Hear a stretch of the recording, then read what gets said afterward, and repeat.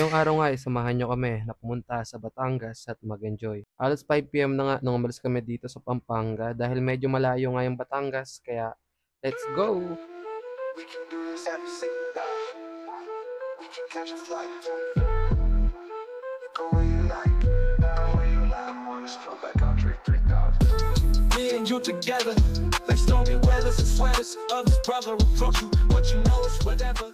Dahil nga halos ginabi na kami sa pagpunta sa pag-i-stayan namin kaya dako na tayo sa kinabukasan. Kaya ng Batang Ire, tagalmusto lang kami dito ng sopas. Pagkatapos nga nun is nagpunta na kami sa pagsisimingan namin. Halos nasa 15 to 20 minutes din yung tinakbo namin kaya medyo malayo rin siya ng konti. Ito nga pala kami nagpunta sa Community Fishland Center. Madalas nga na makikita mo dito is yung mga floating house. Hindi ko alam kung tama yung pagkakabigkas ko pero I think floating house nga. Wow! So, ayan na nga mga pare. Hey! This is a new experience, guys. Nagpunta daw dito yung Gioong eh. Sila Gioong. Totoo ba? At sabi na ito. Ito.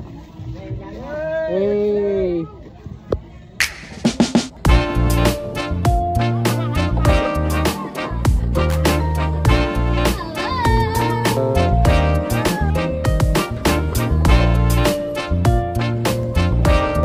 Sabi sa di ka pwede.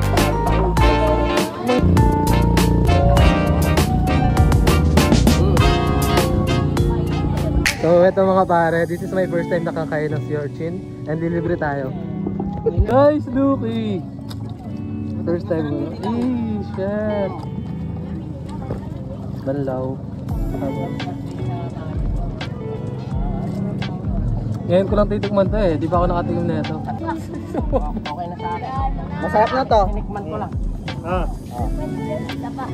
May suka. Dilaw lang, dilaw. Dami naman suka nilagay.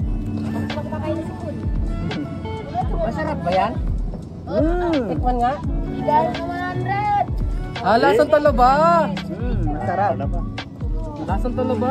Masarap dyan, hinalo pa yung sa iklog. Prito. Ginagawa ng lola ko. Okay na to? Magkano to?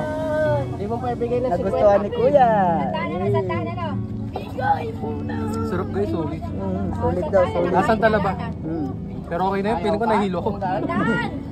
Nakita nga kaming starfish dito and hindi kami nagtaas dito kung hindi yung taga dyan mismo. Yung bangka nyo nga pala kapag ka nagpunta kayo dito is meron kayong 4 na pupuntahan. Yung mababaw, yung medyo malalim, tapos yung sobrang lalim talaga which is kung saan nag-enjoy talaga ako. Tapos yung lastly is yung hindi na malalim talaga. Ang laki ng butan ko.